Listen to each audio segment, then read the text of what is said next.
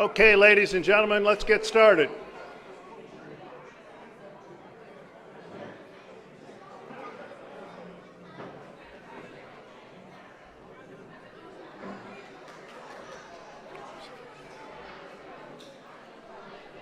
If you'll grab a seat, folks, we'll get our program started and hear from the inductees.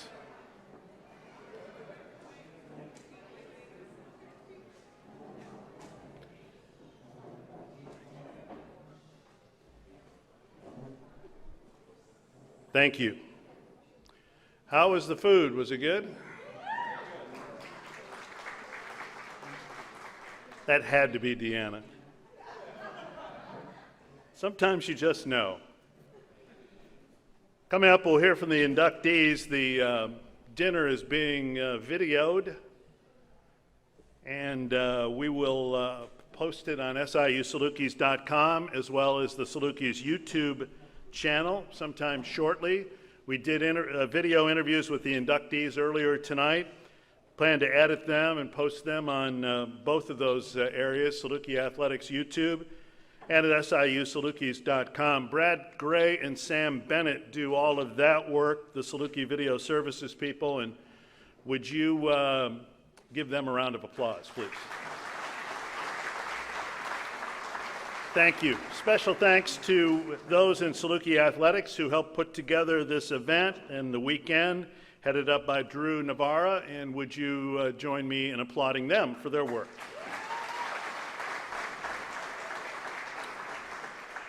Before we hear from the new Hall of Famers tonight, would you please welcome to his first Saluki Hall of Fame induction dinner, the second-year SIU Chancellor, Austin Lane. Dr. Lane?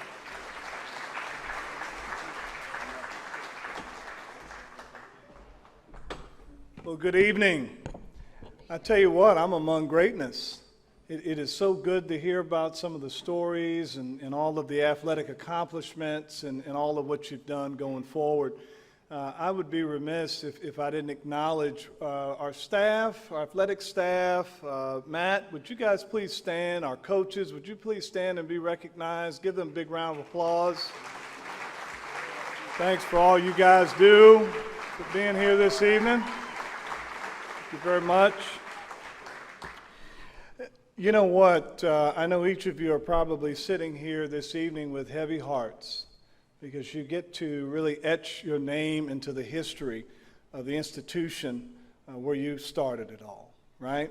And I'm sure your families, it's so good to see your families. You've got some little ones. I see some moms, dads, grandmas, grandpas, right? A lot of loved ones that are here. And I know you've got to be excited. Right, you've got to be excited with the legacy that you're going to leave on this institution.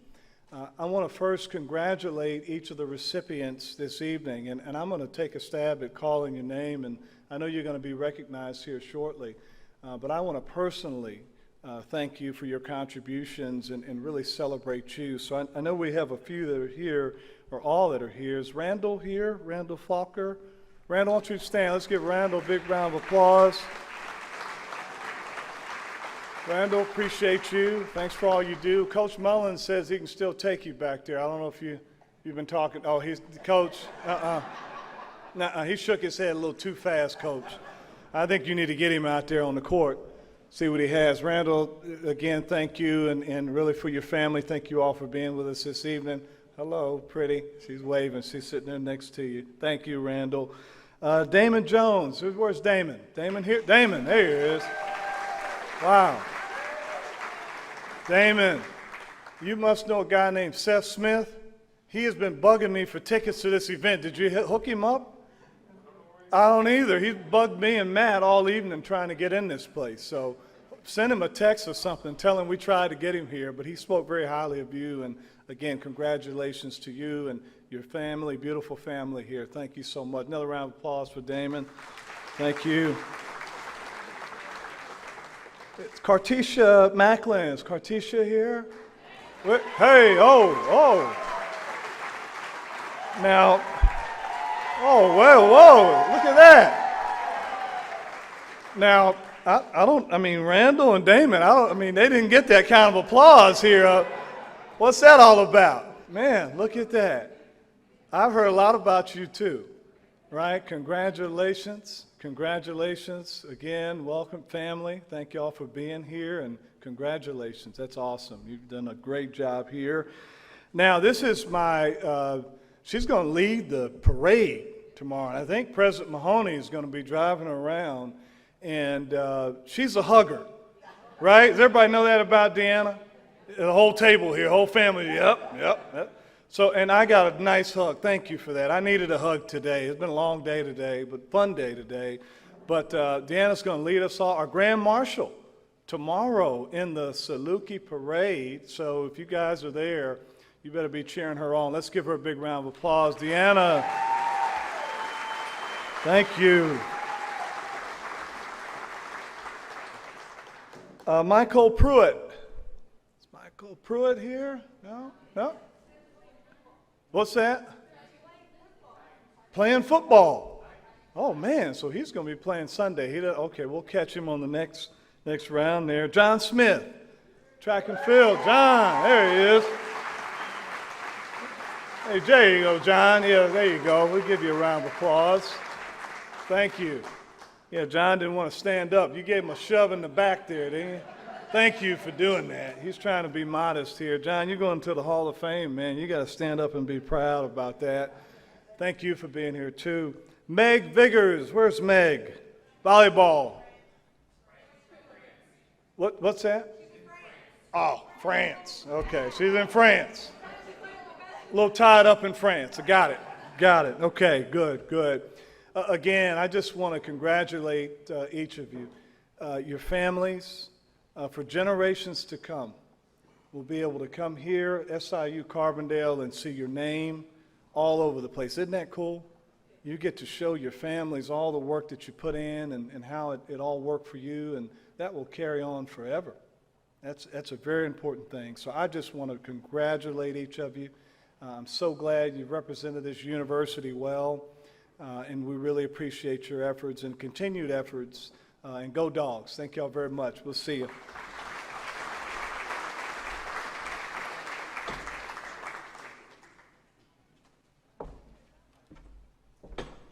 Thank you, Chancellor. Let's introduce each of the they're still Hall of Famers. I almost said that. The Saluki Hall of Famers who are in attendance tonight, would you stand? Jake Alley is over there. Jake, thank you. Harold Bardot is here. Harold, where are you? There you are. Kay Brechtelsbauer is back there in the box seats. There you are, Kay. Sonia Locke Hopkins. Oh, this is Hall of Fame table here. Brian Mullins. Where are you, Coach Mullins? When did you go in the hall? I didn't know you were in the hall. Connie Price Smith. John Sayer. Charlotte West, way in the back. And yours truly, Mike Reese. Who did I miss? Anybody? Anybody, please. God, I hope I didn't miss anybody. Thank you. Appreciate it. Those are the Saluki Hall of Famers. Now, let's hear from this year's inductees. We'll do it in alphabetical order. I'll ask Matt Kupek to come up and, yes. All right, both. Oh, we'll get the two heavy hitters up here. Austin Lane. Oof. This is important. Randall, don't drop your thing here.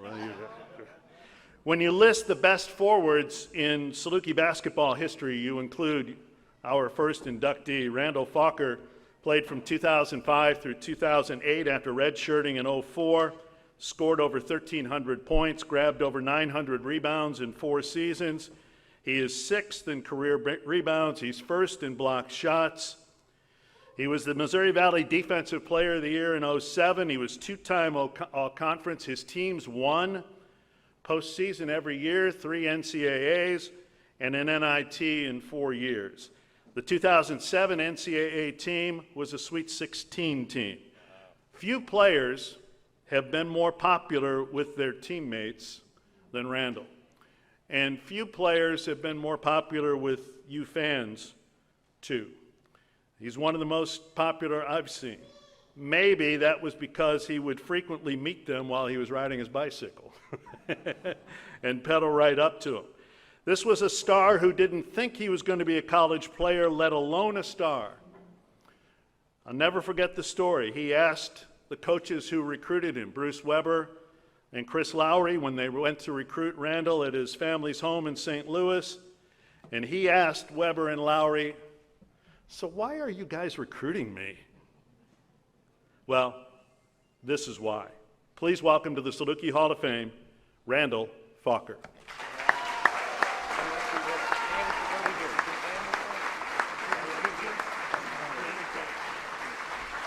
Say a few words or not?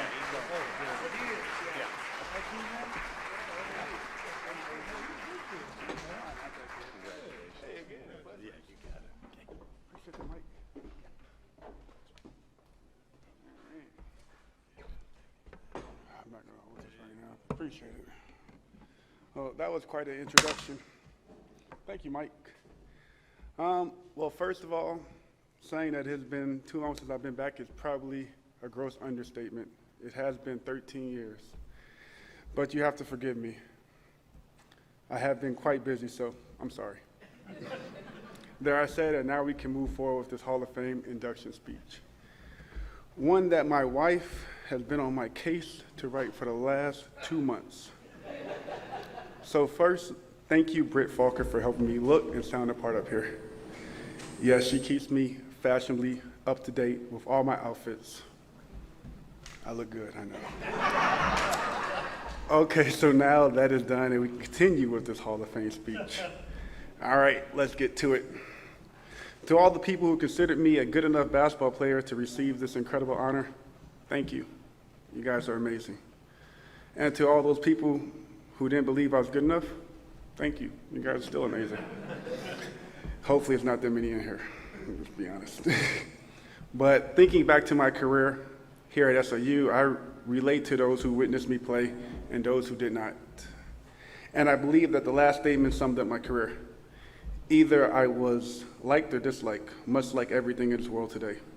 The reason being for that was those who did not know me, I was often considered too short to play my position, not offensively skilled enough, didn't shoot well enough, and a plethora of other things. But I never concerned myself with those aspects of my game, or almost any other part. Hell, I couldn't even tell you how many points I averaged here, until just now my brother told me I averaged 6.2 points for my career. I averaged like 9.2, you know, it's a big difference. I couldn't tell you how many rebounds I averaged, how many games I played, how many times I failed, how many times I succeeded. I really don't know, but don't take that as a knock or the simple idea that I'm being inconsiderate, because for the last 12 years of playing professional basketball, I couldn't tell you those things as well. I guess that's the oblivious part of me, or the part of me that makes me who I am. Randall mother, ooh, I better watch my mouth, Falker. The same Randall who was the dark horse of his recruiting class. Hell, I came in here with a Hall of Famer in Saluki grade and Jamal Tatum, and on the other side, a 6'10" athletic mid-range shooting big man in Jamal Foster. And then there was me, a player the size of a modern-day shooting guard attempting to play center, while figuring out a role that I could make for myself, while maybe not a role, but a niche. Mr. Defense, Mr. Rebound. The one major thing that my awesome father passed on to me from his street ball days, be the ultimate rebounder and the ultimate defender.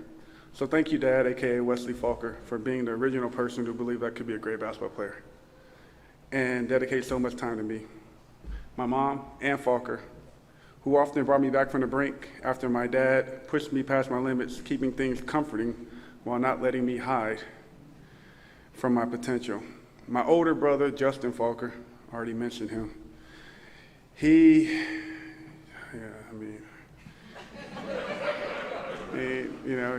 was a big brother. He beat me one-on-one every game I ever played against him.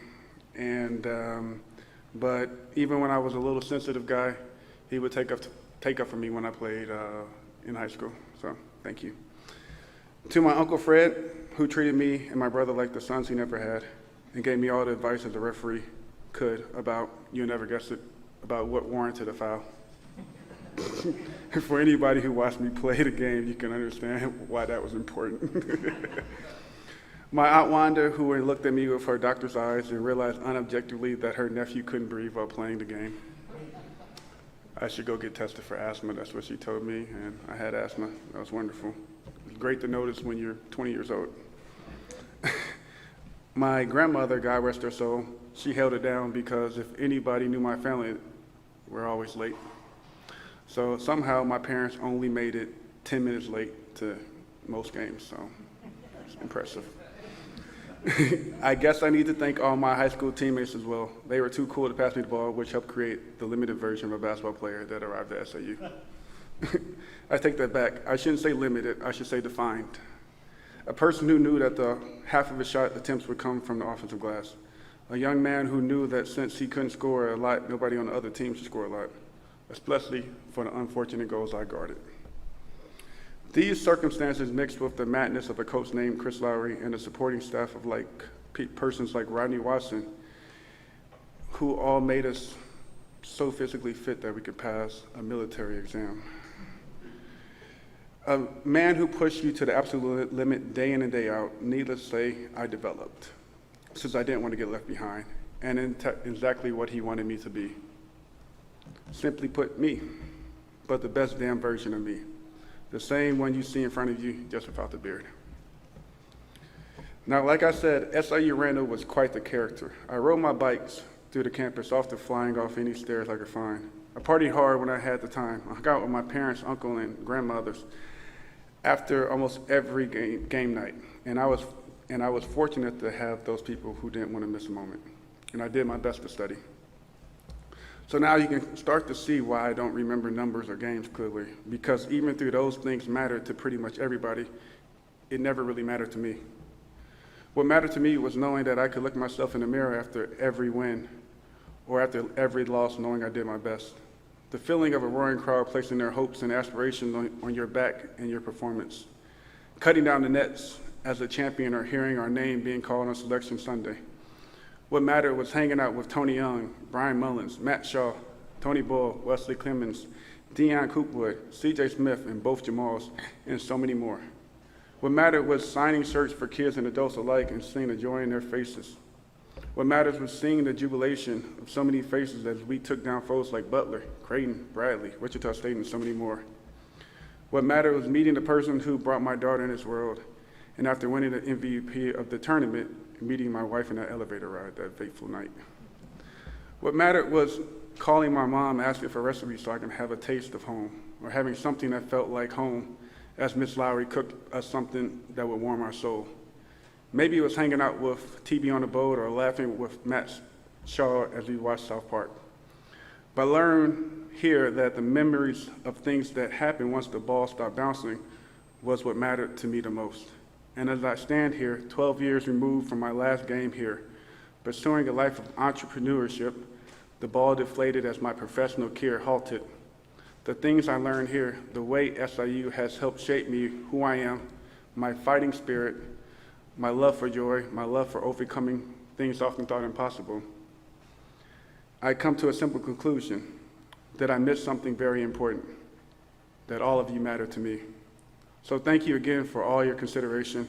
Thank you to my family and my friends, and all the ones I failed to mention. Thank you, SIU. Now let's get out here and make some more memories, the ones that we all should say matter. Go Dogs. Thank you.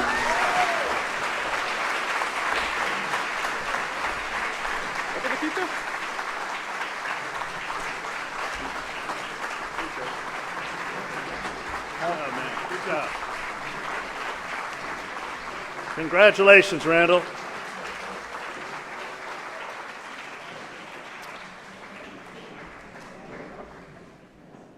Most of you did not see Damon Jones play here at Southern, but really you have seen him play, because I know you've been to kids' games or kids' cartoons and videos, and you see the one big kid, and he's got the ball, and all of a sudden there's like 6 little kids that are coming up and just flailing at him, and then they just all fall down, and he runs to glory. That's how it was when Damon Jones played here. He was a man among boys from 94 to 96. He was 6'6", 280 then. He was all Missouri Valley Conference, all three years at Southern after he transferred from Michigan. 33 games at SIU, 99 catches, 1,542 yards. Damon's numbers have held up well for 25 years. He was third in yards when he left. He's 10th now. He was fifth in receptions when he left. He is 20th now. He was Jacksonville's fifth-round pick in the 1997 NFL Draft, and he played 5 NFL seasons. Please welcome to the Saluki Hall of Fame, Damon Jones.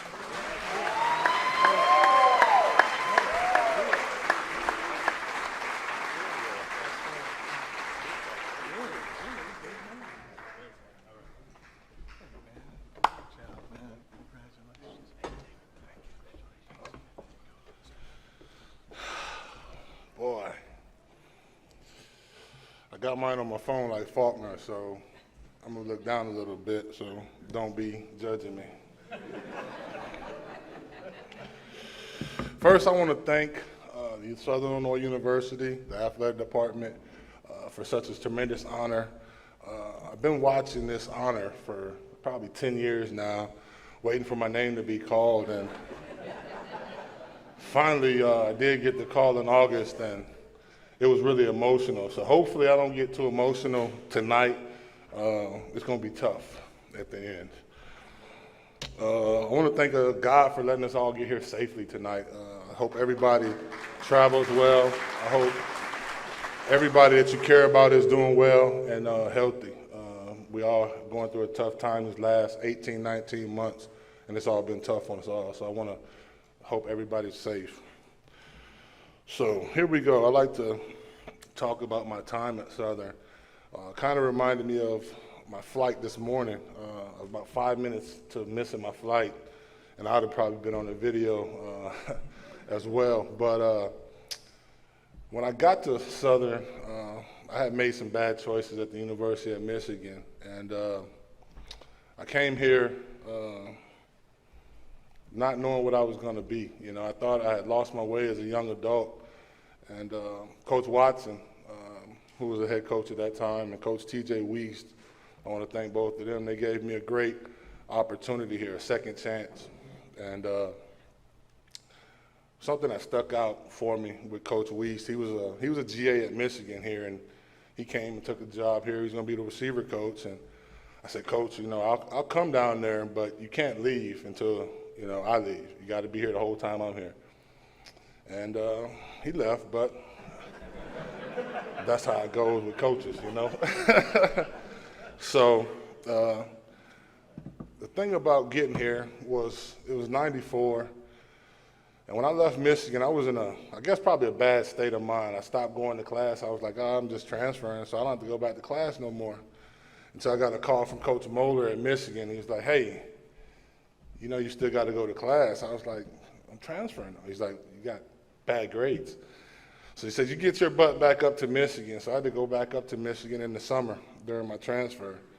And I had to do a lot of schoolwork. I had to get caught up. And in 94, it wasn't a lot of, it was email, but faxing is how I had to get my transcripts down here.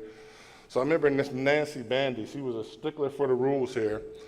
And I couldn't, she couldn't read it. So I faxed that thing probably like 10 times. I was lightening it up. I mean, I'm at the Kinko's trying to figure this thing out, and it was tough. And I didn't get here till 4 days before the first game. And school had started. It was the second day of school. So I was worried, how am I going to fit in? How am I going to, what are my teammates going to think of me? So I got here, I got a flight, I flew into Carbondale, smallest airplane I've ever been on in my life. And that day I managed to get a physical, I got housing, I got classes, and I got out to practice. And I was out there, and we were, I had to do my conditioning, get my helmet, so I was standing on the side just kind of watching practice and trying to soak in everything I could, get to know my new teammates. And next day was school, and I was kind of excited and wanted to see what it was going to be like. And I come out of Snyder dorms, and I'm walking, I see several people look at me, and I don't know where I'm going, so I'm thinking maybe I'm going the wrong direction. I didn't know, so I didn't realize it until I got to class, and I saw the Daily Egyptian, and I was on the cover of it. It was a big full page, and it was like I was some football savior, and I said, oh, my Lord, what are my teammates going to think of me, you know? Is he a hot dog? Is he some prima donna? But I tried to, just show my work and my tenacity and work hard in practice and show them a way of changing the way culture was here in football at that time. It was a tough time for us. And I was able to get the start that week. I started that game on Saturday. I caught 5 passes, I think, for 79 yards, I believe, and a touchdown. We lost that game, but my legs were really tired, and I wasn't in shape. I knew that, and my teammates knew it, but they supported me, and I supported them, and we built a great bond. And I got to give a shout-out to one of my teammates. I don't think he's here this evening, but he was the starting tight end before I got here, and he sacrificed a lot.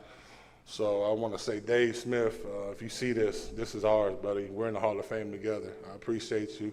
You never went against the team, and he's a tough friend, a good friend, a brother of mine, so I appreciate him. It's a lot for me.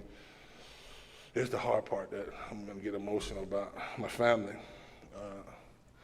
I want to thank everybody for being here tonight. You guys have supported me through a lot and everything we've been through. I want to thank Miss Phoebe Bradford. Phoebe took me in. I was living with her all through high school. And there came a time where I felt I was going to be a basketball player. I played 1 year here at SIU, but wasn't as good as Mr. Randall over there. But I played basketball, and I thought basketball was going to be my ticket. I thought I was going to go to Georgetown and play for John Thompson, get the tile. That was who I wanted to play for. And Phoebe, she orchestrated a meeting with all the with the whole football staff. And I showed up home, and the whole coaching staff was sitting in the living room. What you guys doing here? So they said, you need to play football. We think that's a way for you to go to college. I said, yeah, I'll consider it. I'll think about it, but right now I'm going to focus on basketball.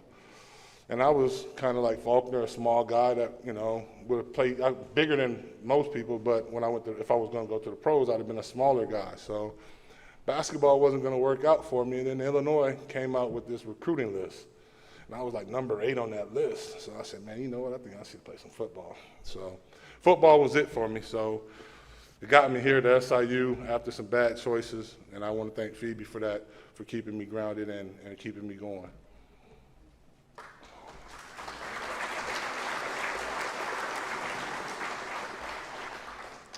My sisters, my biggest fans, Keisha and Lisa. I love you guys so much. Didn't matter how I ever played. I could play bad, we could win, we could lose. I could always call them after the game and talk to them, and they always had my back. And they always showed me love no matter what. And I love you guys for that. Mom and Dad, you guys gave me a great foundation, and I appreciate that. You gave me a foundation to bounce back when I had made some choices that I didn't know I could come back from. But the foundation was good enough for me to be in the Hall of Fame today. And I thank you for that, and I love you.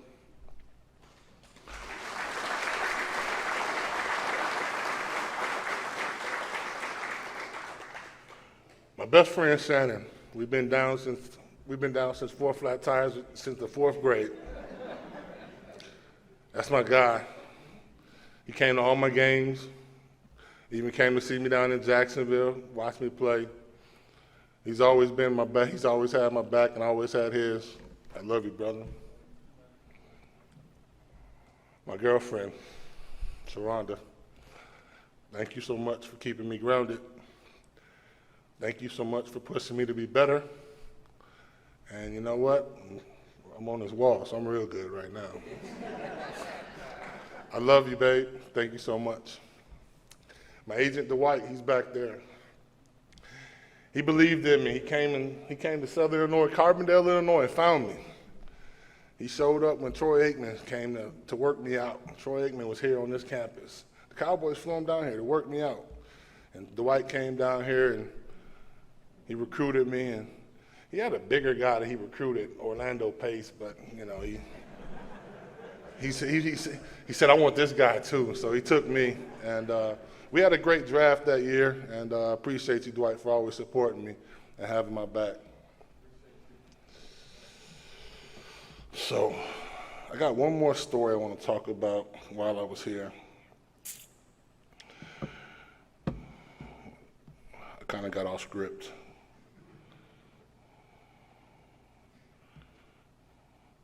I want to thank all the training staff. I think Ed was the trainer here. I don't know if he's still the trainer, Mike. I want to thank all the equipment staff. That was a different thing for me when I got here, Southern Illinois. I was at the University of Michigan. This is the story. You know, you're a redshirt freshman. You can get gloves, you can get wristbands, and any kind of shoes you want when you're at the University of Michigan.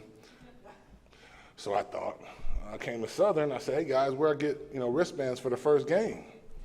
They said, go see Steve. And they all just kind of chuckled. All right. So I walk in there and say, hey, Steve, can I get some wristbands? He said, yeah, hold on. So Steve walks away. He comes back, and he gave me the top of the socks. You guys, the socks, he gave me the top of the socks cut off. He said, there's your wristband. I said, boy, this is a long way from Ann Arbor. I said, the field I played on is a parking lot now. You guys have done some great things. It's great to be back on Southern Illinois' campus. I can't wait to see the Salukis fight. I played hard, I played smart, and I got that from TJ Weist. I want to tell all the young players, if anybody's here to play hard and play smart, I still put that on the Saluki athletics, in the football pages when I see them post things about different games and supporting the younger athletes. And I hope you guys learn and play hard and play smart. So good to see my face on that wall over there. They didn't give us a chance to pick the pictures, though. Did you? Did you get a chance to pick your picture? You didn't? Yeah? Okay. I like the picture, though. But I want to thank everybody. I want to thank Southern Illinois for this tremendous honor. Thank you so much.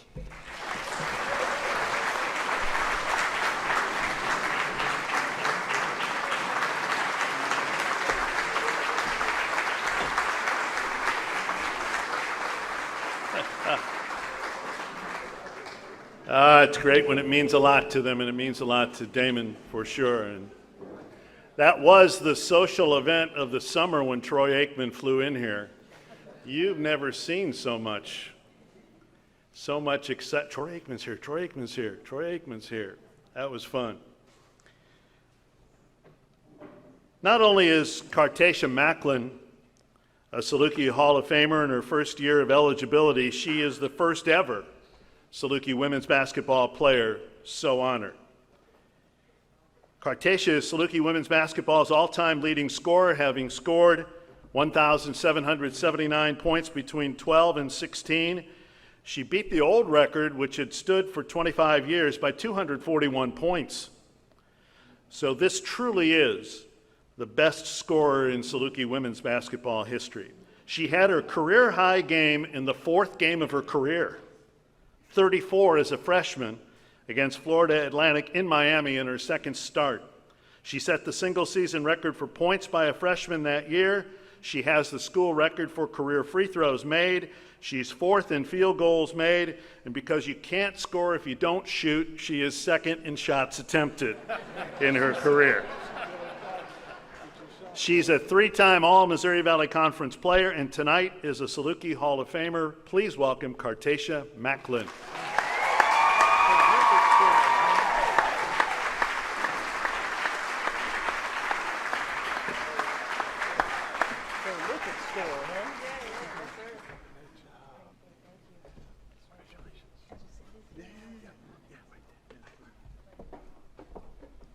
Good afternoon.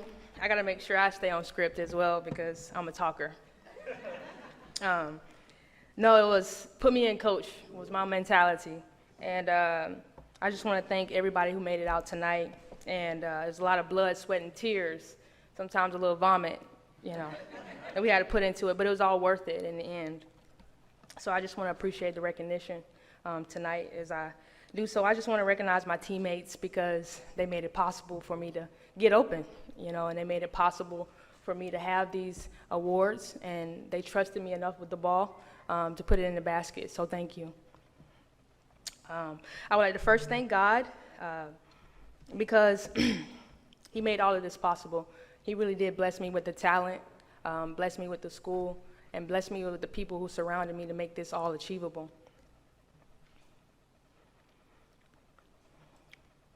It's funny because when my family arrived and they got to see the atmosphere of Southern, they told me that I left the country to come to a country. So I thought that was funny because I grew up country. We played on dirt roads. We played backboards with woods, milk crates. We was just always active outside. I had a competitive family. My great-grandma had 13 children and over 30 great-grands and grandkids. So it was always a ton of us, and we made the most of it in the situation.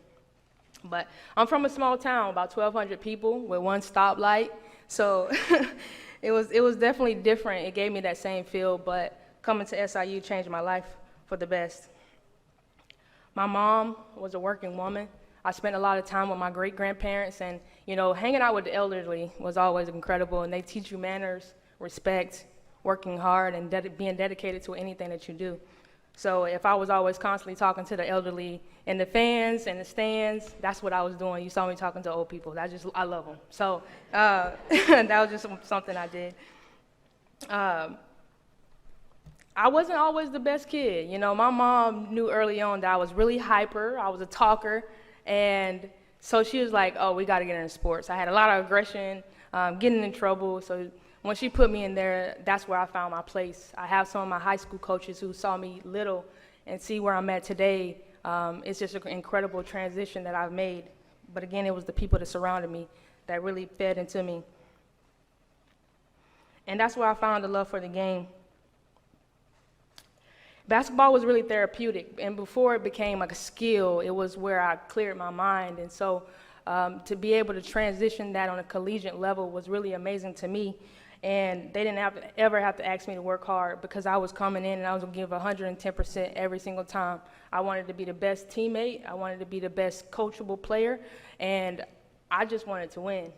When I first got here, they only won 2 games, and I remember talking to Deanna Pierre, who was also from Florida, and only played AAU for 2 months. And most people play AAU growing up, but financially, I didn't have the circumstances to do so. So to be spotted out for a D1 scholarship was really amazing. And so I wanted to come to a school I wanted to play, and they say, hey, you get number 10. I was like, oh, I'm getting my number? Oh, yes, let's do this.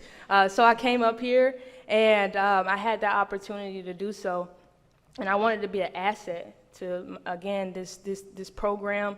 I felt that they had a great history.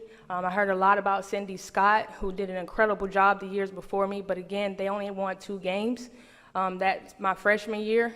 I was getting a lot of individual awards, but my team, I didn't feel we were where we needed to be. So that next year, we won 5, and then the next year, 8. And I come from a winning program, so this was all different for me. But I was really determined to help change this whole atmosphere for ourselves and for what we can do in the future. And I also was born in the early 1900s. I always wanted to say that, so. I'm early 1900, late, yeah. So anyway, 92, and the WNBA started in 96, so by the time I fell in love with the game, all I was seeing was tall women, like, everybody was so tall. Lisa Leslie, Rebecca Lobo, Michelle Snow, the Sheriff Swoops. I was like, where are the short women at? So for me, when I saw Dawn Stanley and I saw Ivory Latta play, I was like, those are incredible players that I can really use, and they inspired me for their quickness and effectiveness. And I really took advantage of that watching them play. The SIU atmosphere, again, was so unique. The squirrels would not get out of your way. They kind of bullied you the whole time. The deer just look at you. So again, from being in the country, I'm like, oh, we can hunt on campus? Like, I want to eat what I see at this point. So that was very, very different for me. It felt like home. But yes, One thing also that stood out to me for my fans, it was really quiet when I first got here. I'm from, again, small town, and the gym was always full of people, but here the women's program wasn't doing so good, so the 10 fans that we did have at the time, I made sure that I got out. I took my time, got out, hugged each and every one of them, introduced myself, and I made it personable. And my whole team followed that, and we did that year after year after year. And by the time I graduated, we had a whole crowd full of people to support us and just building that environment. And I still have some of those fans who became friends and communicate with me today through social media and through messaging. So I just want to thank them personally. But when I first got to college, it was definitely different. I'm miles away. I had to leave my family, my friends, and I got homesick. And so it was definitely rough transition at first. And like Mr. Mike said, I didn't start my first 2 games. I didn't like that. It didn't sit well with me, but it humbled me. So I stayed late after practices. I came in early. Even after some of the basketball games, I went and got shots up. Thank you, Jordan, for staying back with me on some of those games. So I appreciate, again, my teammates with everything. But yes, just to carry on, there was a change in that years from 2011 to 2016, and I see some of the faces, Deanna Price, MyCole Pruitt, Megan Vigors, like we saw each other. I remember hugging Deanna Price for her and Grinnell, first year being here, and who knew that she would be an incredible Olympian. So we got the chance to embrace the people that we see today and to be amongst them. It really is amazing. And again, everything was so high at this time. We were doing really good at sports. But for me, personally, things changed the winter of 2013. I would face an unintentional pregnancy.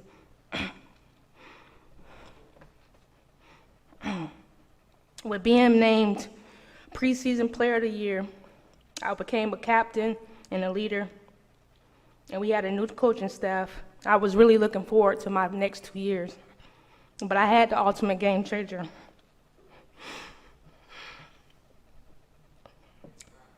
Yeah. I practiced and I played pregnant for 4 months, and that included 9 games with Carson. And until I redshirted my freshman year in December 2013. I birthed him April 18th of 2014, but I made it back that 2014 and 15 season. I didn't make it about me because it wasn't about me anymore. It was about the people who surrounded me. It was about my kid. In no way was I going to allow him to know that I was going to give up because he was here.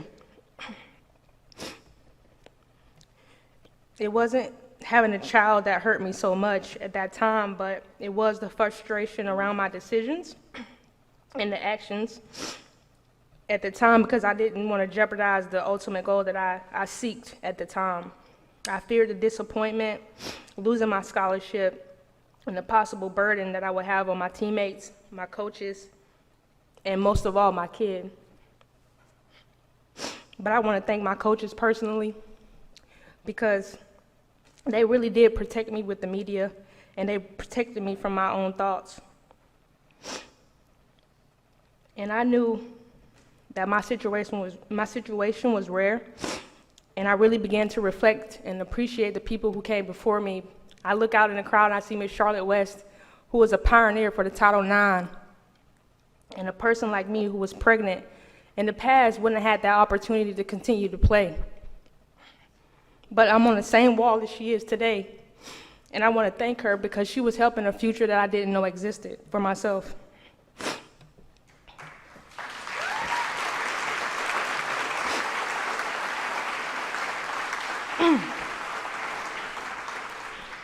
Being a student athlete at that time was already rough enough, and so my mental health really was at risk. My grades started slipping. I had an identity change. It was really hard to maintain at the time. But again, my coaches did a really good job. They really came in, my teammates, and again, my coaches motivated me, and they were everything I needed to make sure I didn't lose myself. I got organized, structured, and became accountable. I refocused. I re-prepared, and I transitioned into my new role as a student. as a player and as a mother. And many rewards came after that decision to do so. And I doubt now that he understands that a lot of things had to alter and shift in order for him to have the best experience here and for me to continue my success.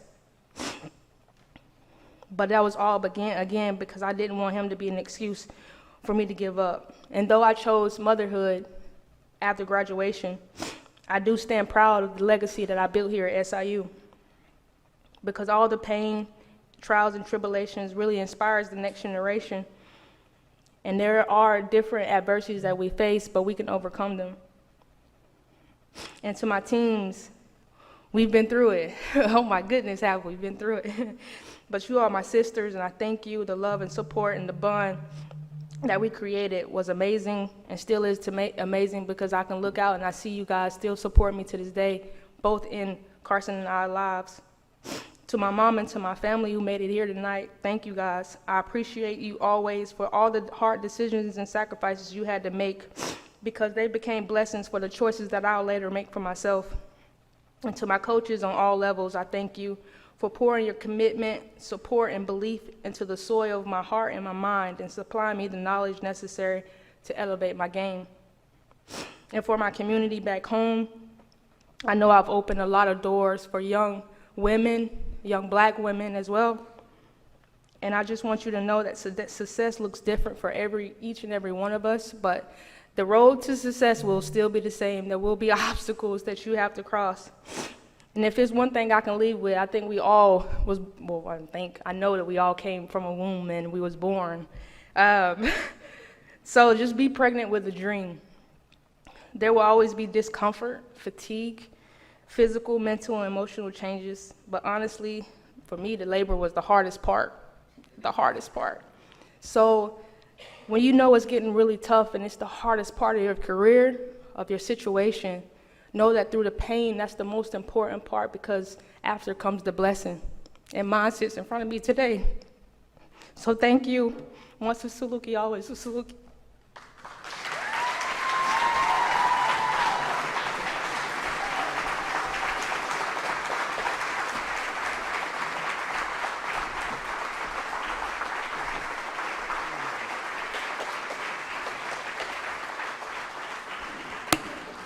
Excellent, excellent, excellent, Cartaesha. And a shout out from all the old people who you like to talk to.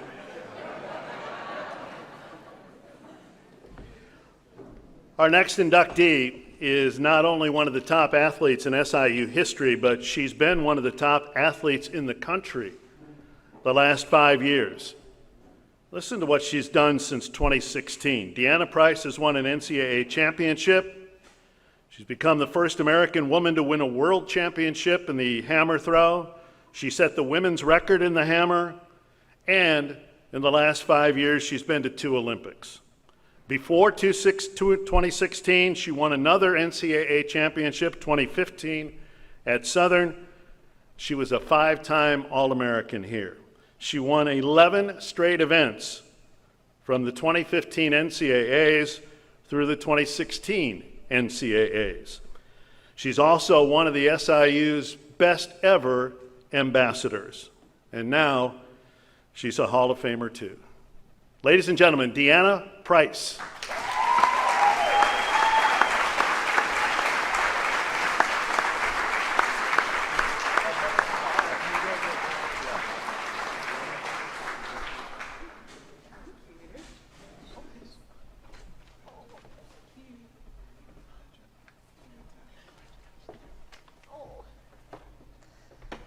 Sorry, I had to get my hugs in. Oh gosh, Cartaesha, you made me cry. I was sitting there, I was like, hold it together, Deanna. There's 2 things you know about me. I'm international hugger. I love hugs, and I am very much a crier. So first I want to say I am so honored and so grateful to be inducted into the Hall of Fame with all these amazing athletes. I mean, I was sitting here looking at you guys, I'm just like, oh my God. And I'm very, very honored and so grateful that I got to be here. And I see many of my friends, I graduated through, and You know, I'm very fortunate. Now I'm actually a volunteer assistant coach here at SIU. You know, haven't left. I'm very honored about that. So, you know, I'm going to start this out. Hopefully it won't be too long. Life. Oh, man. Life has a tendency to throw many different obstacles in your way and many different paths. Never in my wildest dreams did I ever think that going to college to play track and field would be in the cards. There's no way. Throwing an 8.8-pound ball, 3-foot-11-inch wire, and throwing it almost the length of a football field was not in my cards. There was no way I was going to go play college softball. You know, the planning in my life is so much different than what it became. You know, starting out in my high school track career, I wanted to be an 800-meter runner and to break, you know, the record that my mother previously owned. It's amazing how little tiny moments set you on a different path, how meeting one person can impact your life forever. I remember at high school tryouts, I met this wonderful girl, her name was Erin, who said, you're going to be a thrower, no option. And I remember going that night to my mom and dad and telling them, hey, I want to be a thrower. And that this event was just for me to have some fun. You know, I've been focusing so hard on softball, basketball, volleyball. I just wanted track to be something that I can enjoy. Well, I made it to state 3 years and I broke 2 school records. You know, I never did anything halfway. And that's one thing I really want to thank my mother and father for. That no matter what, starting again. That no matter what you do, you give 100%. And that no matter what obstacles that you face in life, there's going to be challenges. But it's how you overcome those challenges. Speaking and hearing these athletes and what they've overcome, that is the embodiment of being a Saluki. That is the choice and the opportunity that we get to live every single day. And that is the reason why we've been here for 10 years, and why I've never left. I love being a Saluki. I love stepping out on that field and knowing the legacy that is being left behind, that it wasn't just because of me starting it, but it's the people who got me there today. Sorry. You know, and that brings us to a very pinnacle moment in my life, was when I first met Coach John Smith, who is also being inducted with me today. So if you can give him a round of applause, I'd really appreciate it. You know, I remember being at Lindenwood at this little open competition, and, you know, John Smith, in his typical John Smith fashion, is sitting there in his John Smith pose. You know, it's very, very, if you see it, you'll know it. He's kind of doing it right now a little bit. You know, I remember he called me over to him and he goes, hey, come here real quick. I was like, yes, coach. And he goes, Deanna, if you come here to SIU, you're going to be really good. You're going to be really, really good.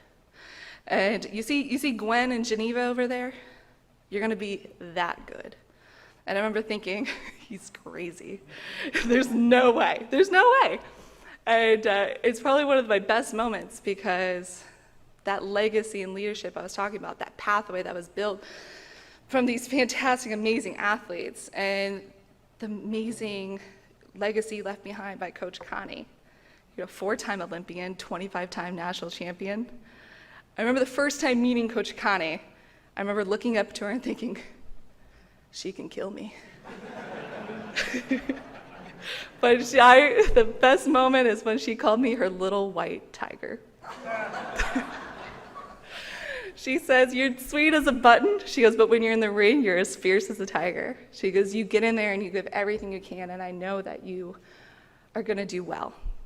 And I remember we'd get there. I remember my first NCAA championship. It's probably one of my favorite memories. You know, Bowling Green girl was supposed to win. They ranked me not even, I think they like 8th. And I had the second best mark coming in. And I remember Connie came up to me, she goes, you get in there and you do your job. You understand me? I said, yes, ma'am. Grabbed her by her head and headbutted her. Next thing I know, I went in the ring. I ended up throwing 71-49, breaking the NCAA record. And I remember looking at Connie like, okay, I have one more throw. Like, where are you at for a headbutt? She left.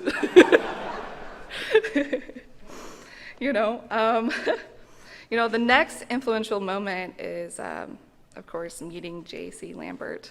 So, can you stand for me, please?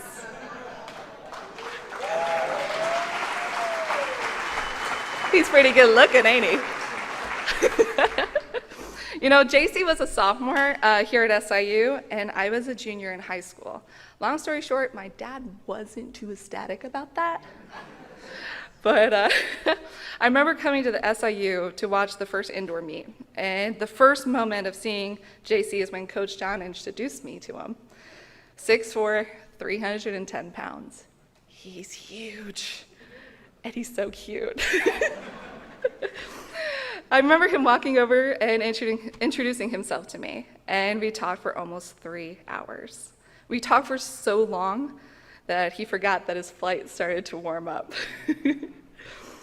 It was such an amazing conversation that night I ended up shooting him a DM, and I was like, hey, you know, can I get your number for some throwing questions? And after that, it's been pretty much history. You know, one of my most mixed emotions in my career was watching John and Connie Price-Smith leaving, but then Jc Lambert taking over my throwing career. You know, we've made 10 USA teams together. He has taken me to a whole new level that I never thought was possible. The second female to ever throw over 80 meters.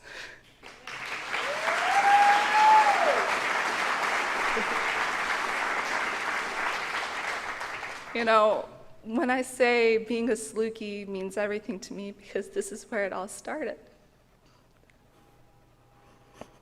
I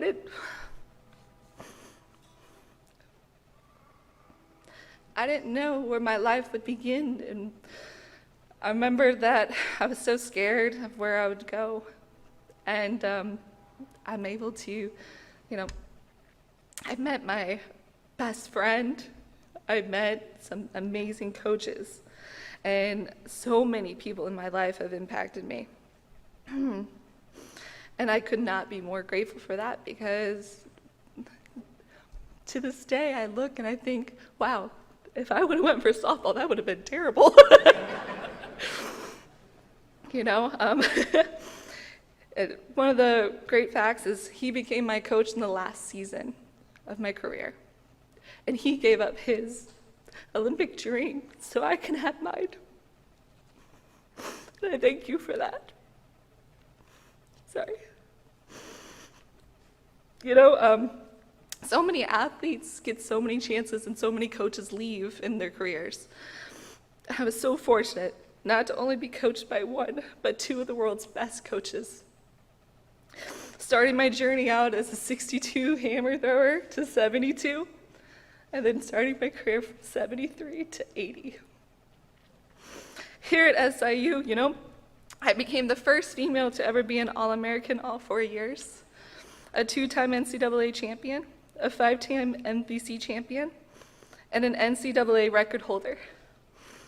But the most important moment is how others have impacted me. I've always said, it's not me, it's we. We achieve this together. My Olympic experience is your Olympic experience. My world championship medal is your championship medal. Every time I step in that ring, the world is lighter on my shoulders because I know of the people who are on my back and on my corner, knowing that I can do this with you. This year has been really hard, throwing 80 meters and then breaking my foot at trials, tearing 2 tendons and a torn hip labrum, and going into the Olympic Games.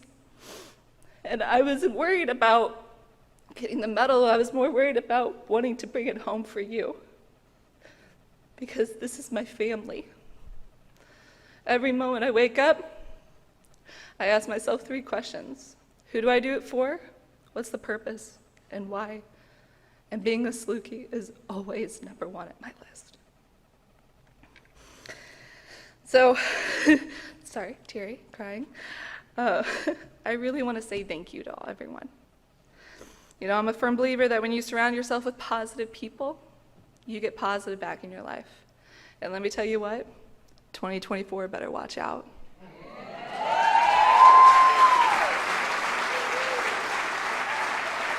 because there's a dog on the loose.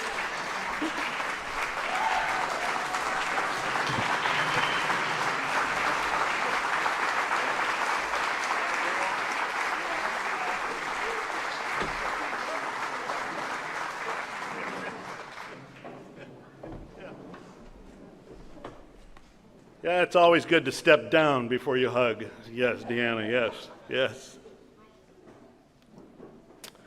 I want to preface my introduction of MyCole Pruitt by saying, and he got up and walked out, so maybe he knew what I was going to say.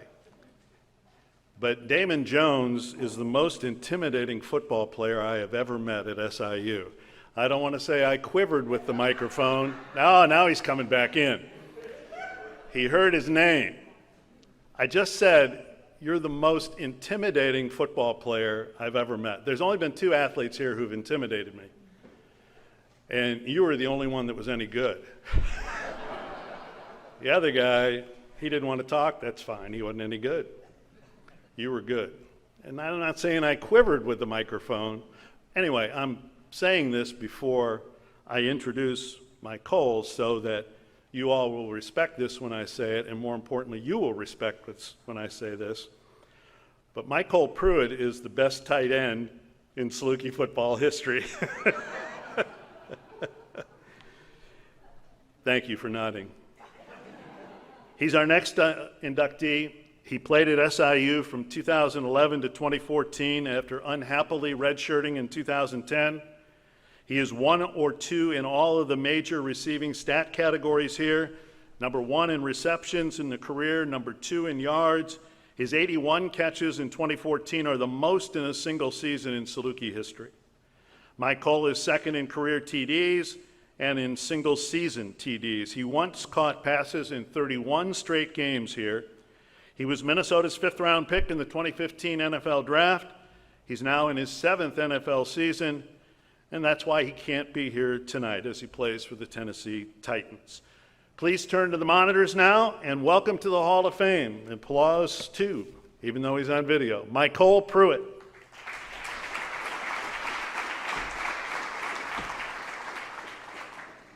Saluki Nation, what's going on? It's MyCole Pruitt here joining you from Nashville. First and foremost, let me send my apologies that I'm not able to make it in person today. I would have loved to enjoy some of the festivities and the ceremony that was going on today and watch our number 4 Salukis win this weekend. But as you know, in the profession I'm in, that is very fluid and can be unpredictable at times. So in this world in 2021, joining virtually is just as good as being there in person, as some of you might know. First and foremost, let me just say congratulations to the other men and women that are going into the Hall of Fame today, along with myself. I personally know some of you guys, and I've seen some of the work that you put in, and it's a great honor, so congrats. Also, I'd like to say it's a huge honor to be put into the Hall of Fame at the same time as another Saluki great tight end, Damon Jones. I didn't personally get a chance to meet you, but I did see your accomplishment, and they were a huge motivator for me. I don't know what took you guys so long to put them in, but as tight ends, we're no strangers to being snubbed.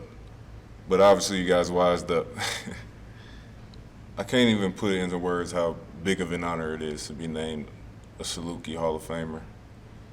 When I first got that call, so many emotions rushed to my head all at the same time, but the most prevalent was probably joy and thankfulness. Praise and thankfulness goes to God for even putting me in this position to have an opportunity like this. I wasn't a guy with too much recruiting buzz or too many offers, but when I got that call from SIU and they told me that I would be getting a free education and a chance to play D1 football, I was all for it.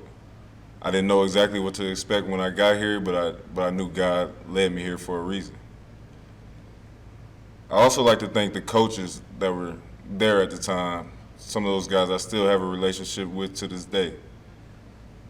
They were integral in putting me in a position to be where I am today. They made a decision to redshirt me when I first got there. have to admit, a decision that I wasn't all too thrilled with. I believe that from day one I was a guy that could contribute to the team and help the team win. But this is how they put it to me. You trade your worst year for your best year. And that couldn't have been more true. I literally traded my freshman year for one of the best years in SIU history, in SIU football. So thanks to them for making that decision. I also like to thank my teammates. The camaraderie in those locker rooms and all the memories that were made are unmatched, and I'll never forget you guys. A lot of you guys made me better and into the man that I am today, so thank you so much. And one of the biggest motivating factors for me was family. I went out there every Saturday and now every Sunday with them on my mind, knowing that they would be watching and knowing that I could put a huge smile on their face when my name gets called. Shout out to my father, one of my biggest supporters. He was always there for me at every game he could make it to. And if he wasn't at a game, he was watching it intensely as if he was the one playing in the game. So he doesn't know how much that means to me, but I love him so much for doing that. Saving the best for last, I want to give a huge shout out to my mother. Watching her endure some of the adversity that she had to go through and overcome just to make a better life for her children, instill some of the values that I have in me today. Remembering those things is what gets me through hard times or times where I felt like giving up. She never gave up, so why would I? My mother always tells this story about how she gave me my name. She said that Cole stands for victory and that I was her victory. I'm just glad that today, standing here as a Hall of Famer, a Saluki Hall of Famer, that I was able to live up to that name. Thank you.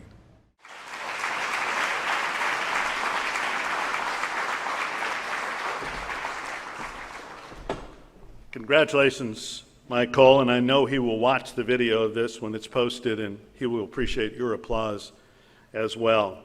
There are people in the Saluki Hall of Fame who succeeded as both athletes and as coaches at SIU. And then you mentioned John Smith, and you talk about a level that only a couple others have reached, and who's been great at both. John competed in the shot put at Southern from 1980 to 84, competing for outstanding Saluki teams. He won Missouri Valley Conference indoor and outdoor titles 8 times. One of his shot put records stood for 31 years. Coaching, John was Southern's throws coach from 2005 through 2016. He coached 49 All-Americans during that time. He coached 63 Missouri Valley champions. He coached 2 Olympians here and recruited a 3rd. He coached an indoor national champion in 2007. And it's not only that he can succeed only here as a coach, but between Ohio State, Southern, and Ole Miss, John's coached 92 first or second team All-American throwers. Please welcome a Saluki giant to the Saluki Hall of Fame, John Smith.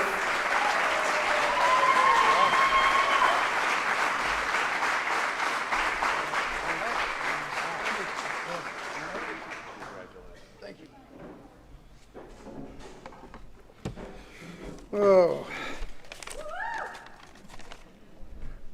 SIU.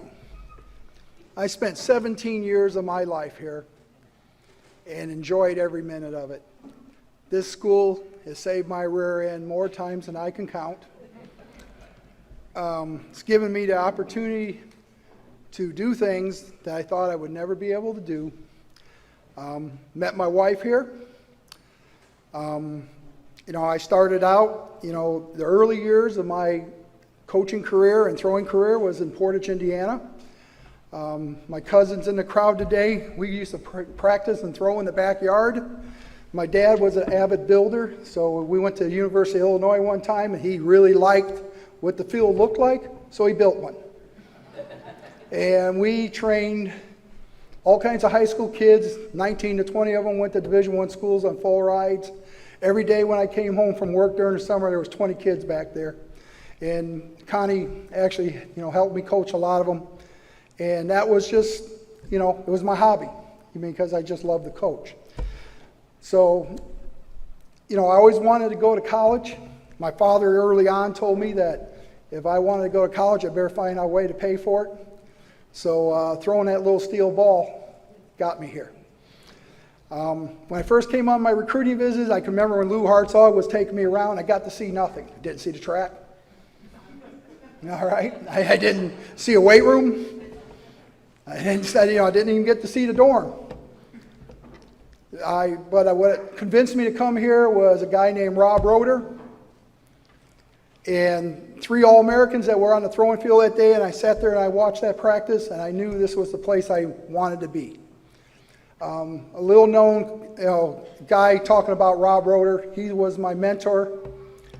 About 80% of what I know came from him. He's absolutely changed the landscape of American hammer throwing in this country. If there wasn't a Rob, there's not a me. There's not a me, there's not a Gwen Berry, a Geneva McCall, a Deanna Price. There's not a world championship medal. The first guy I called when Deanna won her world title was Rob. And I said, Rob, your philosophy won today. And I don't think you would have ever seen a prouder guy than that. His whole life, he did this as his hobby. And to see it come through me, 3rd generation, JC is 4th generation. He's going to carry on and keep doing what I've been doing. He's my right-hand man here, during my last years here at SIU. So, I have different points of my SIU story. The first part is when I came here as an athlete. I threw all 3 events under Lou Hartzog. I got several of my teammates in the crowd tonight. John Sayre, who was best man at my wedding, my roommate, my training partner. Tom Smith, my cousin, who was basically like my brother. My dad and his dad were identical twins. And, and we did things ourselves. I got thrown into coaching my freshman year. They eliminated the throwing coach job, and there I was standing on the field with a bunch of guys. Somebody had to coach. And that was my introduction. And we just started getting it done. And, it's kind of funny what you can do sometimes when, we didn't have all the stuff that we have today. And, we didn't have the tutors. We didn't have, coaches that was there 24/7. We didn't have strength coaches. It was just us and a bunch of guys going in there and trying to figure it out and get it done. And because of that, we learned a lot. Trial and error. We made a lot of mistakes. A lot of mistakes. But that's what made myself and a few others the coaches they are today, to carry on and to produce what's been happening in this country here in the last 5 to 10 years. My time at SIU as an athlete was wonderful. We were top-notch class track. We were feared. You think of SIU as a mid-major school. SIU is known for basketball. But around the world, SIU is known first for track and field. All right? Everybody knows about SIU in the world when it comes to track and field. They know who came out of here. They know what people have done here. I have run into many recruits that have told me that over the phone. The teams here were amazing, especially back in 1984. There's 12 All-Americans on that team. We ended up 5th at NCAAs that year. We had a mile relay team that ran 3 flat that I hope someday gets put in together in the Hall of Fame. It's well overdue. All right? 3 flat, and they dropped the baton at Drake Relays, and it's still the Drake Relays record. Got to get those guys in. But the main thing about, one of the things Lou Hartzog used to say all the time, because, on the road, we didn't travel well. We drove the vans. We didn't eat well. It was, double cheeseburger, McDonald's, sandwich with fries and a drink, or it was a 3-piece Kentucky Fried Chicken meal. And if we beat the hell out of Illinois, we got to go to the truck stop smorgasbord. That was our reward. And we thought that was the biggest, and we did. We were so proud when we did that. And I knew I was in a different place. I didn't really understand SIU until I was a freshman and we went to Dogwood Relays, which is down in Tennessee. And the bus just pulled up, and Georgia was walking by our bus. And I can remember hearing a couple of the Georgia guys, SEC school, supposed to be fast. They're supposed to have all kinds of people. And I can remember hearing them walk by and say, oh God, SIU is here. This is going to be a really tough meet. And that's what this place was about back then. Everywhere we went, we were feared. My senior year, we had a dual meet against Oregon. They canceled it because they didn't want to hurt their dual meet rankings. We had a dual meet here one time against Indiana, who was Big Ten champs. The coach, we were beating him by 45 points, pulled his team before the mile relay, got on the bus and left, with Lou having a few choice words to say to him on the way out. It almost came to a fist fight. So that was what I took away, and I remember about SIU, all the times with those guys and all the training and all the things we learned. And, the shame of it all is a guy like Lou Hartzog wouldn't make the morning today. He'd be fired by noon. And, but all of us that came through him, we're better men for it. I try to pass those lessons on to the kids that I've coached in the past, hopefully in a way that I can retain my job, because a lot of being a thrower is that you got to have a certain amount of toughness. And so I try to instill that from them. I tell them stories. I don't think a lot of my kids, they're like, oh, no, coach, that didn't really happen. And I said, yeah, it did. Yeah, he had to hitchhike home from Florida when he no-hided it. Yeah, that really happened. Today that is a immediate firing and a lawsuit. But, people didn't no-hide after that. And they were hard lessons learned. And so I try to install that kind of mentality, what we learned off that SIU men's team that were so powerful over those years. We had sprinters here that, with the Franks and the Crockett's and, my buddy over there who was a 8,300 point decathlete, was a national champion in 1985. We had a 3 flat mile relay team and a 3 7 mile relay team, what we call the wannabes, because they wanted to be on the 3 flat team. And so they're always waiting for somebody to pull up to take their spot. Well, that guys on a 3 flat team, no matter how bad they were hurting, they ran. And nowadays, just trying to find 4 people to run the 4x4 at a meet is a real hard, difficult thing to do. It's just it's a different breed of athlete back then than it was today. My working class mentality came from my father growing up. Pretty much all I did growing up was played sports and worked. And the more I played sports, the less I had to work. He had me on the roads when I was 14 years old, working painting bridges and flagging and doing construction. I passed for an 18-year-old, so, I was told when OSHA came out I had to go hide in the toilet until they left. Because, that was a $10,000 fine if you were caught underage. So, getting through the SIU years here when we didn't have a whole lot, but we had a bunch of guys that had a chip on their shoulder. We had something to prove, and we enjoyed beating up on the big schools, and that's what we did. And I think about that often. I tell those stories to my kids now, and most of the time I don't think they believe it, but I try.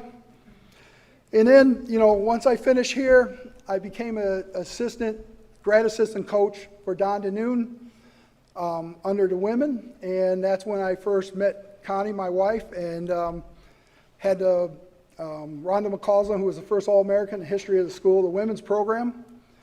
And I went through 2 years of that, and that's when the limiting earnings coaches came in, and so there was no college coaching jobs to get in on.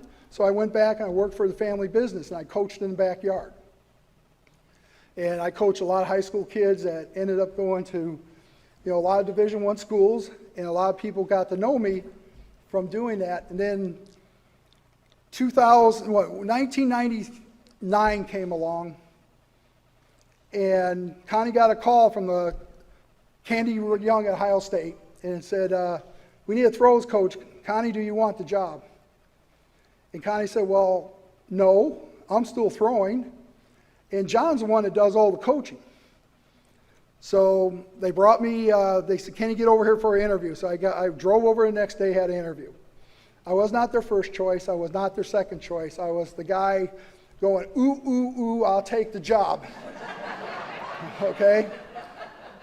And I got the job, and they, the head coach at the time, Russ Rogers, didn't think I would do anything. So they gave me one full ride, and I got Dan Taylor with that full ride. Yep. And, Rosalind was on those teams. I actually used to work her out in the weight room, and she knows the suffering of the safety squat. Anybody that's ever thrown for me, you just ask them about safety squats. If they don't give you a look like death, then they never threw for me. Everybody remembers it. So I have another person in the crowd tonight, Katie Craig from Ohio State. She runs the big alumni there, and she was one of my first throwers when I got the job. I can remember telling Russ, I said, Russ, I need the names and numbers of all the throwers currently on the team. My first call was Katie Craig. And I called her, and I said, Katie, I'm John Smith, I'm the new throws coach, yada, yada, yada. And she goes, Coach, you don't want me. I'm so terrible. I was last in the Big Ten. Yeah, I'm just, you don't want me. You don't need me. You don't want me. And I said, Katie, give me 1 month. And I said, after a month, you do what I want, and you don't like it, you can leave with no questions asked. Well, Katie was my first All-American, 3-time All-American, and several-time Big Ten champion. So that was the start of my collegiate career. The first one was Katie Craig. Katie, stand up.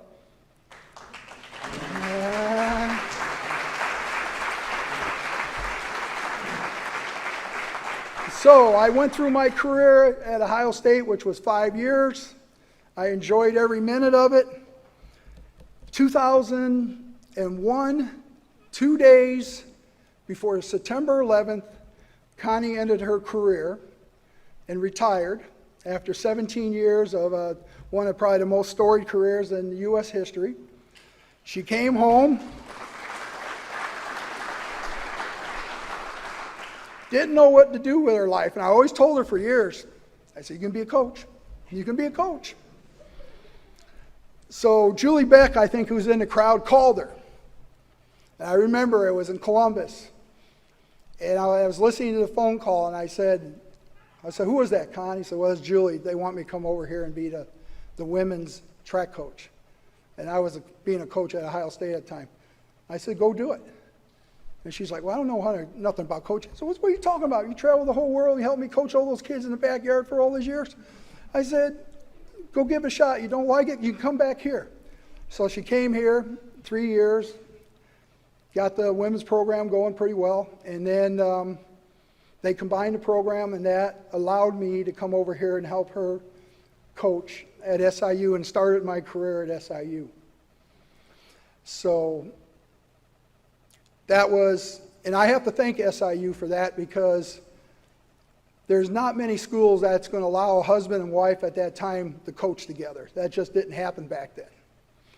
So I'm just grateful to this day for that, because that really started things off. And my idea when I got here was, I want to turn this place back into what we had going on the Lou Hartzog days. So I would send Lou a thing every year, a little note, and ask him for money for a run-a-thon. He would send me $50 with a little nasty note. Next year I would send him something back. I said, well, I'm going to get more All-Americans than you by myself. And then he sent a little nasty note back telling me I couldn't do it. But that was Lou. He was the master motivator. He can get under your skin and make you do about anything. So we went to work, and we got a top 10 finish. I talk to college track coaches now that tell me to this day that every week the first thing they would do is check the results from Southern Illinois University.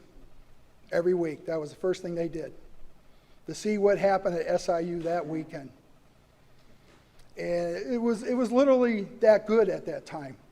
And to kind of show And it's hard to explain to people that don't know track how tough we were at that time. Is that I had a girl on a team that was a walk-on that got 7th at the national championships in 2010. We scored 4 girls and a hammer, which probably will never be done again. And, you know, and she thought she should have a full ride. And I said, well, you know, Olga, I said, that's fine and dandy and that's great, but you got 7th in the conference. Now think about that. 7th in the Missouri Conference, got 7th at the national championships. That's how tough it got. And I was, to this day, is really proud of that because, you know, it just shows it's not about who's got the most money or the, you know, I call it the T-shirt, the power of the T-shirt. It really comes down to athletes and training. And that's how we got it done. And, you know, while I was here, we got 8 NCAA champions during that time. Out of basically athletes that most of them weren't even recruited. So I remember when I went to go visit Deanna, you know, Deanna's marks were decent, but they weren't great. It's not like you had SEC chasing you or anything like that. But I went and seen her, and I can remember talking to her like she said today. And I remember getting in the car, and the guy that was working with her at the time, Gary Cooper, calls me, "What's wrong, John? Why'd you leave so soon?" I said, "I have to get back to Carbondale, find out how much money we have left." You know, and I come to the office, I looked at Connie, I said, "What do we have left? Because we got to get this girl." And it was always the same conversation, you know, it's just, I bring somebody in, and the numbers were to the point that when I was at Ohio State, you know, Russ Rogers would have just told me to get out of his office. And Connie would look at me and say, "Are you sure about this one? Are you sure?" And I was like, "Yeah, I'm sure." So we made a lot of progress and a lot of NCAA points and a lot of Valley titles out of the kids that I lovingly call the kids nobody wanted. And you know what? I was one of those kids. So I've always taken that chip on the shoulder attitude and tried to find the kids that weren't getting looked at, nobody was talking about. And at Ole Miss, I still do that to this day. But the teams here, you know, I have to give a little credit where credit's due. And I'm going to read these kids' names. My All-Americans at this school while I was here was Rhonda McCausland, Amarachi Yukoban, Brittany Riley, Sasha Leith, Geneva McCall, Jc Lambert, Gwen Berry, Olga Curia, Jake Dieters, Deanna Price, Kim Fortney, Josh Freeman, Sophie Lozano, Raven Saunders, Mark Millville, Ashley Gaston, and Brad Sauer.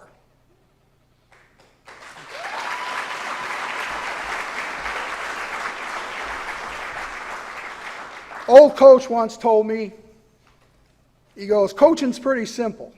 He goes, "A couple things. Take care of the kids will take care of you."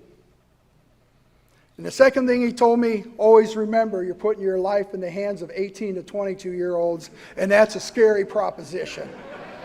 All right, so one was good and one was a warning. But, you know, and then several of my former athletes have become very good coaches. Jc Lambert.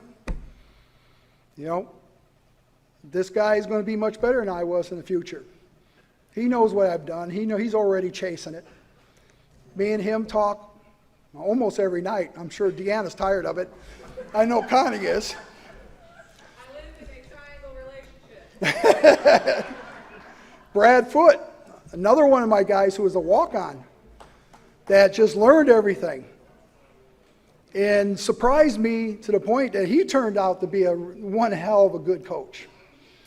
So, you know, I have a little coaching tree out there that, you know, I have standards for these guys. They got to produce so many PRs a weekend. They got to, you know, and I hold them to a standard that I hold myself to. You know, if you don't get that 30% PRs for an indoor or outdoor season, you're not doing the job. You got to change what you're doing. And that's the first thing I ask them when I'm talking to them. What's your percentage? What are you getting? How many PRs are you getting? because track is all about titles, teams, and medals. That's what this sport's about. So, the years here, when I went to Ole Miss, I didn't want to leave. It took Connie a week to tell me that Ole Miss was trying to pry us out of here to be coaches at, and when she first told me, I said, I'm not leaving. I said, I ain't going. I said, I got 3 kids who are going to be all NCAA champs this year. I ain't going. So went down there. They wined and dined us. They treated her like a princess. And they interrogated me. They were scared to death of me. So I remember one of the strength coach who was the guy that was interviewing me, we were at lunch, and he says to me, he goes, what makes you think you can do well in the SEC conference? And I said, well, because I've already kicked the SEC conference. And the other guy, Shannon, who's our, he just looked at him and said, yeah, they do. And so it just shows you it's not, somebody asked me one time, they were doing this article, and I said, well, what do you think about going down and being a rebel? I said, same piece of concrete, different t-shirt. It's what it is. You should be able to go anywhere and get the job done if you're a good quality coach.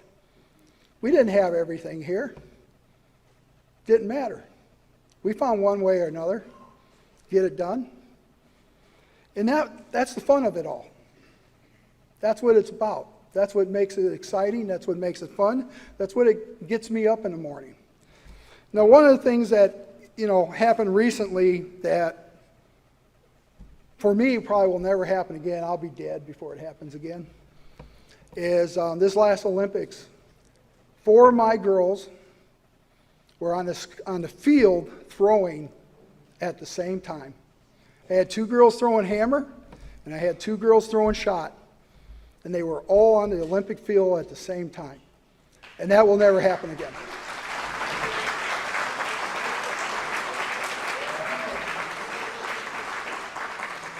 Now, I got to give some praise to people. We had a lot of help here during those years. Don and Lita Wilson as the organized officials. Ed, who was the throwing official at most of my meets. Dave, the guy that was getting my good spots out in the field, because officials in the field always missed a spot. Those guys were huge to me, and that's why I wanted them to be here tonight. Mark Skelly, man, you helped me build my shed out there in my arsenal, and I'll never forget that. There's a lot of people along the way, and the welders here, those guys fix more equipment for me. They love when they see me come, and they knew they were going to get t-shirts or shorts or sweatshirts to make sure I keep fixing stuff. All right, to end this, I got to say something about Connie here.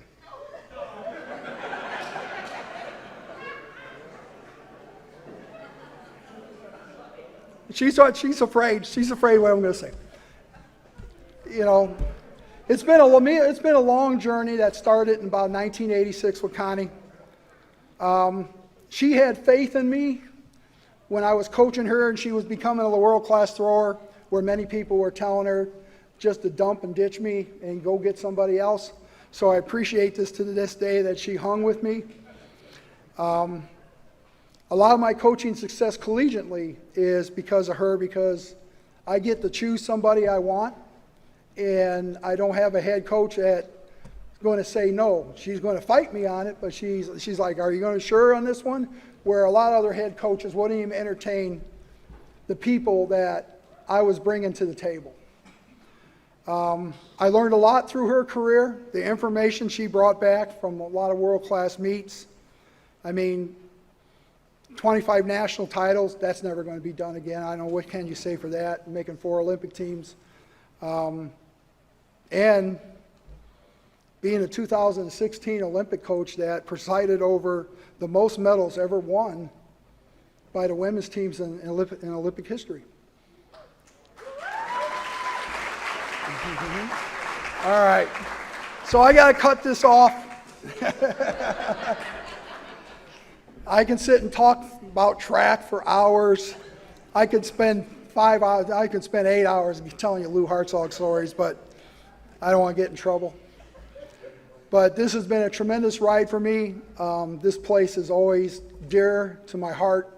People ask me, you know, what do you like better, Ole Miss or SIU? Honestly, my coaching days here were a whole lot more enjoyable. It's more fun to beat a giant killer than to beat a giant. So thank you, everybody.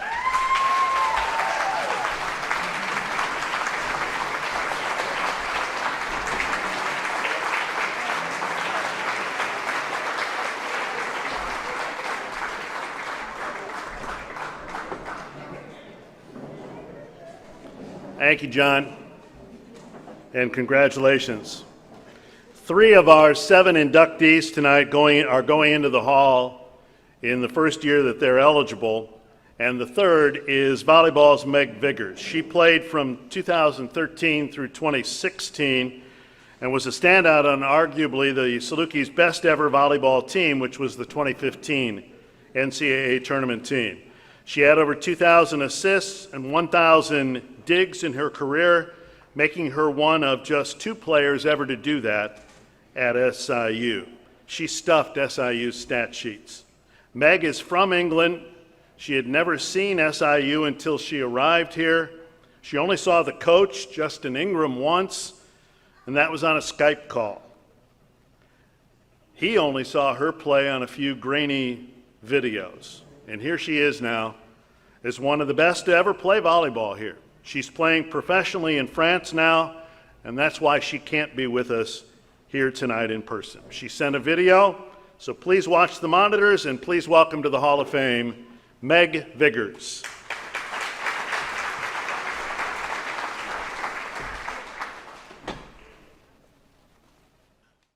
Hello everyone. I wish I could say I'm as good at speeches as I am on the volleyball court, but I'll give this a go. First and foremost, I would like to apologise for my absence. I really wish I could be there to be a part of this amazing honour. However, as all my fellow athletes understand, you sacrifice a lot for your sport, and it just so happens that this weekend I have a game with my team in France. Even though I'm not physically there, I would like to take this opportunity to thank you for this unexpected and overwhelming honour of being inducted into the Saluki Hall of Fame. Words cannot express how grateful I am to have even been considered for such a prestigious achievement. It's pretty cool to be among this elite class. I would also like to congratulate the other inductees. I know how many hours of hard work you have dedicated to get here. I have tremendous admiration and respect for you all. A special congratulations to Cartaesha. I don't know anyone who deserves this more than you. The hurdles you overcame showed me nothing is impossible. For those who don't know us, usually you wouldn't see one without the other. You were my rock, my inspiration, and my motivator. I will always be proud of you. From my time at SIU, I only have fond memories, and I will always be proud to be a Saluki. I didn't know what to expect when I landed after flying across the pond, but I was instantly made to feel welcome and at home. I arrived with an open heart and open mind, but ultimately the experience and the game gave me gifts beyond what you can imagine and more than I can ever give back. It was without a doubt that my years at SIU were some of the best of my life. One of the moments that will last a lifetime is when we were watching the NCAA selection show and we found out that we made it into the NCAA tournament. The indescribable joy and happiness that we felt as a team will never be matched, and when I think back, I can still hear the screams of excitement and the look on my teammates' faces. I didn't know a group of girls could scream so loud. I would like to thank my coaches, Justin, Todd, and Dean. Without their support and guidance, I wouldn't be living the dream of being a professional volleyball player right now. They took a risk on a young girl from England and nurtured me into becoming an elite athlete who now competes with some of the best players in the world. They taught me physical and mental resilience on and off the court and had such a profound effect on me that some of the things that they said still have an impact on me today. I will be forever appreciative for them for the amazing opportunity they gave me of being a Saluki. One of my biggest thank yous goes to my incredible teammates. They are the reason I'm being inducted today, and I honestly believe numerous people in that team are just as deserving for this honor. I feel privileged to be a part of such an outstanding team as they push me every single day to be the best I could be. The bond that was created between us was so strong that not only did they become my friends, they became my extended family. Each and every single one of them will hold a special place in my heart. Their passion, drive, and commitment is how we turned Saluki Volleyball into a team that was feared and then ultimately history makers by earning the first ever NCAA bid. That banner that hangs high in Davies Gym is something that can never be taken away from us. I truly hope our legacy will continue to inspire future generations to have unconditional love for our sport and continue to build on an already strong foundations of Saluki Volleyball. Along with this, I will forever be appreciative of my teammates' families. As a young girl so far away from home, they took me under their wing and cared for me like one of their own. This was especially poignant after having an operation in hospital. I will always remember their love and support they always showed me. Their hugs and warmth kept me going until my family were able to make the trip from England. A special thanks goes to my opponents, coaches and players alike who inspired and challenged me to be better, faster and stronger. They were our springboard to us achieving the best season in Saluki volleyball history in 2015, where we were ranked 40th in the nation. I would also like to give all our forever loyal volleyball fans a big shout out for their unwavering support throughout my years at SIU. At every home game, we could feel their unmatched energy coming from the crowd, and the level of noise they were making was like having an extra player on the court. One of my favourite games was when we beat Missouri State, who were ranked 22nd in the nation, in a 5-set thriller. The atmosphere was breathtaking, and the chants of SIU were deafening.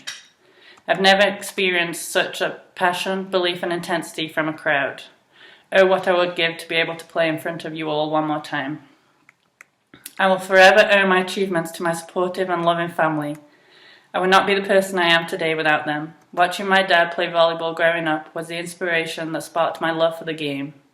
My mum always tells the story of how volleyball was my plan A in life, but also my plan B, C, and D, and so forth. My family understood my dreams and sacrificed so much for me to achieve them. They have always been there for me and supported me through every part of the journey, even if that meant waking up at 3 a.m. just to watch one of my games. Although they lived thousands of miles away, any chance they could, they would come to visit me. One of the most special nights I will always cherish was my senior night when 11 members of my family made the trip from England.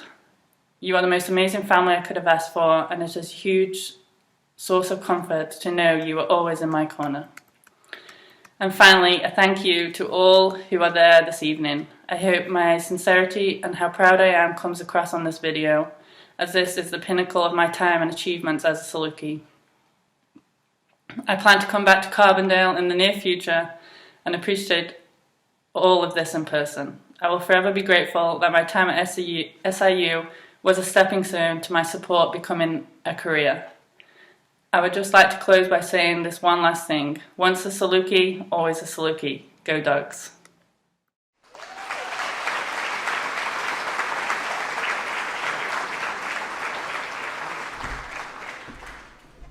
Thank you, Megan. Congratulations. That concludes our program. I personally would like to thank Chancellor Lane and Director Kupek for their help with the presentation tonight. Thanks to all of you for being here and for paying attention and being a great audience and being supportive for the inductees. The inductees, we have gift baskets for you, and so don't leave without that. And congratulations to all of you again. Thank you. Good night. Go Dogs.